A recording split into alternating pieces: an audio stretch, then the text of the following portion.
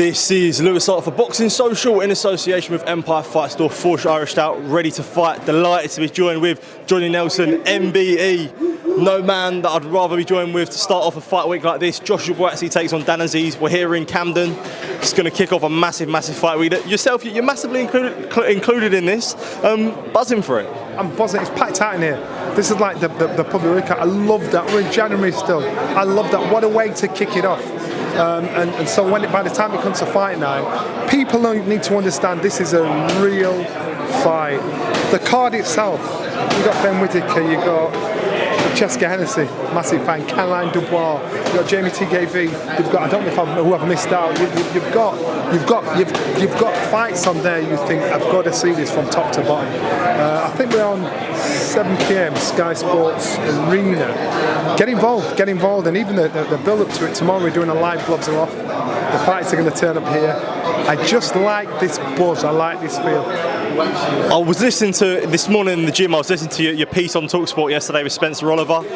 We'll get onto other portions of it in a minute, but one thing you mentioned about when you had to fight your friend, and these are friends turned enemies, sort of friends turned enemies for 12 rounds or less. Do you feel like we could even see a better fight and a more motivated versions of the two? Because when it comes to competitive friendship, there isn't much more that drives each other like friends do. So we could see this.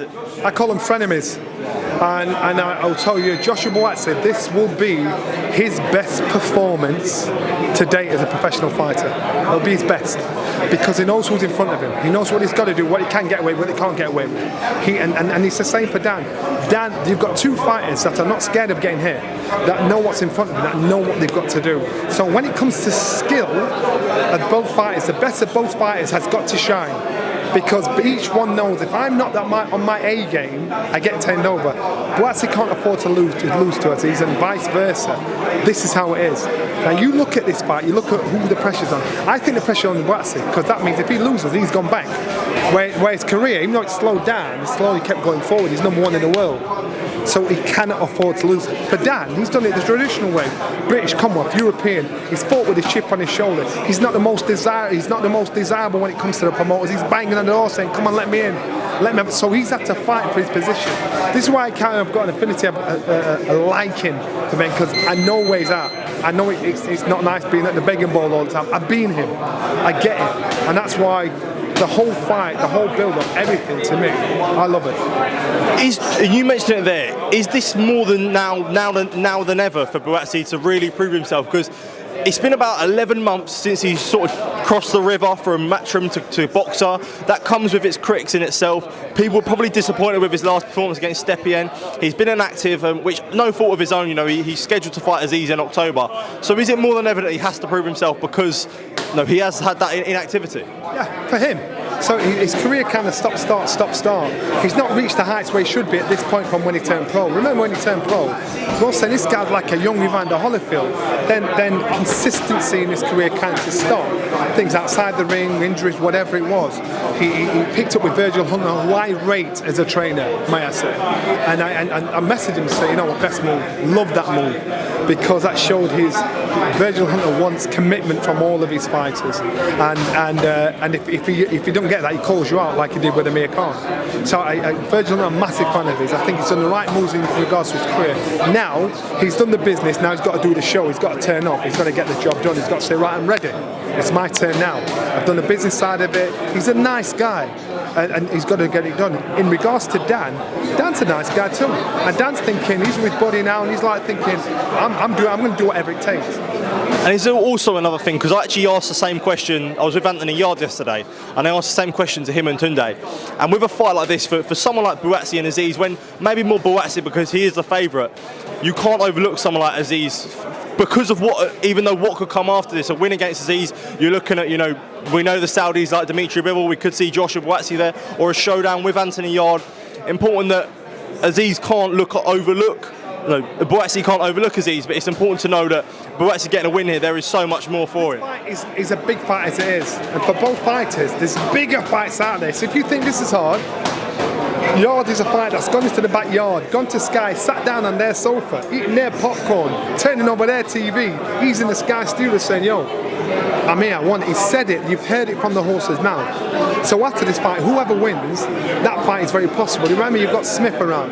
Remember, you've got Lyndon Arthur around. I think domestically, even outside on a world scale, domestically for these fighters, there was such good, exciting fights. And remember, when Carl Froch wanted to fight Chavez out in Vegas, he's talked into fighting George Groves. He's like, nah, I don't want that.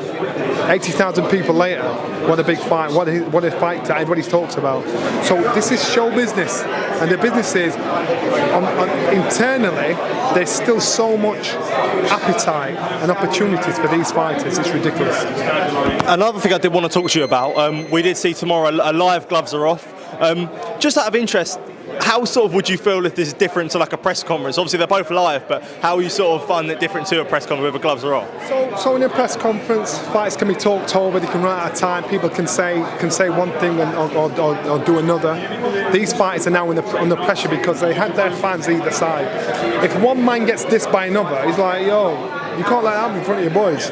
You know what I mean? Vice versa. And so now, pride is at stake as well.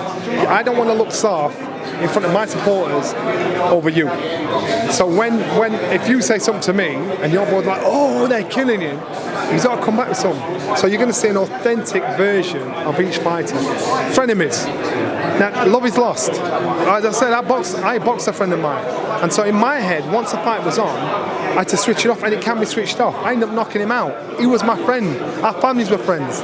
So don't think to yourself, because they're friends, this is going to be like tit for tat. They're playing Tiddlywinks. It's actually worse, because you think, I don't want to give him a chance to get familiar with me like he's my friend. I need to knock him out and get him out of there. So both parties are going to go for that. They're going to fight with that attitude. Absolutely. And just moving on, did sort of reference to the Talk Boxing podcast with Spencer over that I will link in the description. Don't want to misquote you or don't want to say that you said anything wrong, but you did talk about Tyson Fury's training camp. Said that he's had a sort of, it hasn't been the best one. With that being true, or them supposing those rumours are true, very concerned going into the Oleksandr Usyk fight? Yeah, of course I'm concerned. I've always said Tyson Fury beats Oleksandr Usyk. After his last fight against Ngannou, I'm like, yeah, I'm giving excuses for it. I'm giving excuses saying, you know what, he didn't respect the man. You know, there's no way. Because if he fights him again, that will never happen again. But you hear him confiding things, and when you hear his father say training camp wasn't great, his brother say he's got too many yes men around him, after that fight you're thinking, am I right? I hope I'm wrong. Now Tyson Fury has been very, very uncommonly quiet in the build-up to this, which concerns me. And then when you hear rumours of what's happening in the gym, you're like, nah, they're rumours. But when you hear from one or two people close in the gym, you can't say where they come from, but you're hearing them like, oh, come on, man. So now, is it time catching up on certain people? Because I know he's got the talent. I know what he's capable of doing. I know he's got the beating of old Usyk. But if the time's not right and the right Tyson Fury doesn't turn up, Usyk beats him. And if the Tyson Fury that boxed Ngannou turns up, he gets stopped. So I'm hoping, unfortunately, Tyson Fury can't win. Because if he's quiet, people are saying shut up. If he's not quiet, people say no, something. If he's quiet, people say no, man, what's going on? If he's not quiet, they're saying shut up. He can't win. I hope he's just isolating himself. He understands the importance of this fight, and he needs to get it done. We just need to get it over the line. We just need to see him land in Saudi.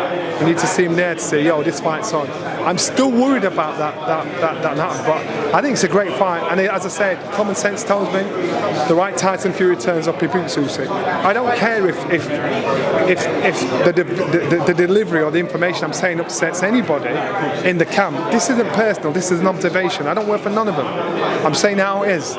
So I expect Tyson Fury to pull it off. But if the Tyson Fury that boxed the last time out turns up, he gets turned over. That's not unfair of me to say that. And if you're hearing stuff from his father and his brother, you understand there's an issue.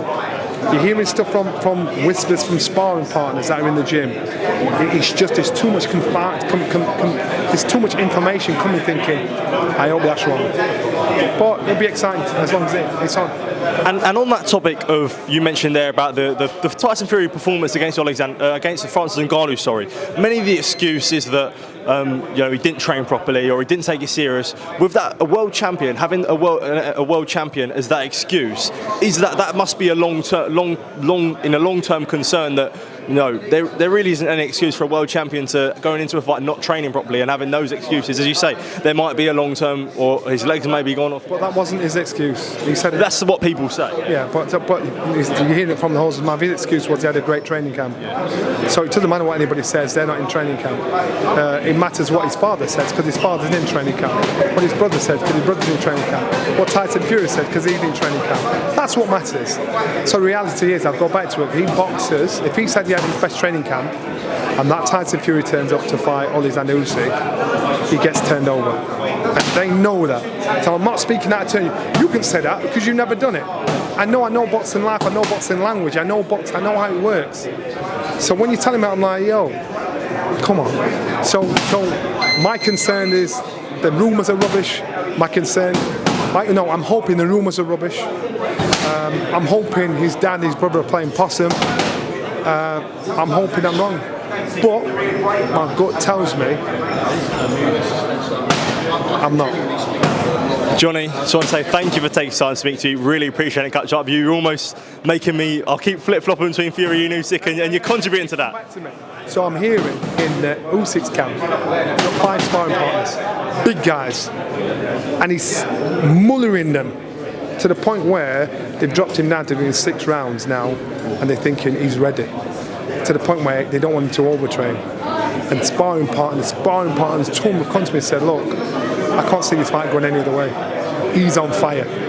And so remember, you're hearing stuff on both camps.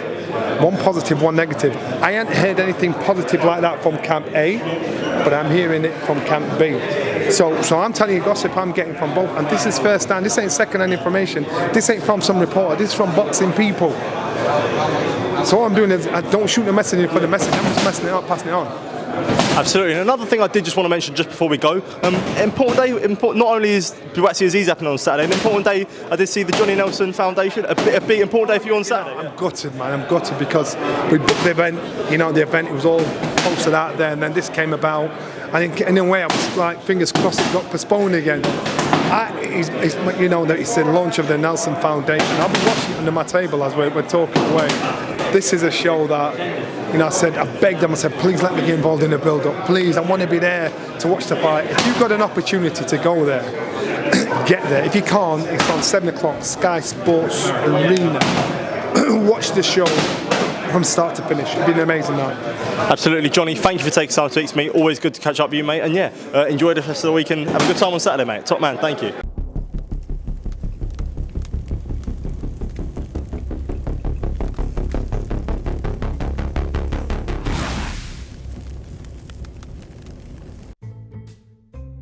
We need to think of a new advert for freebets.com.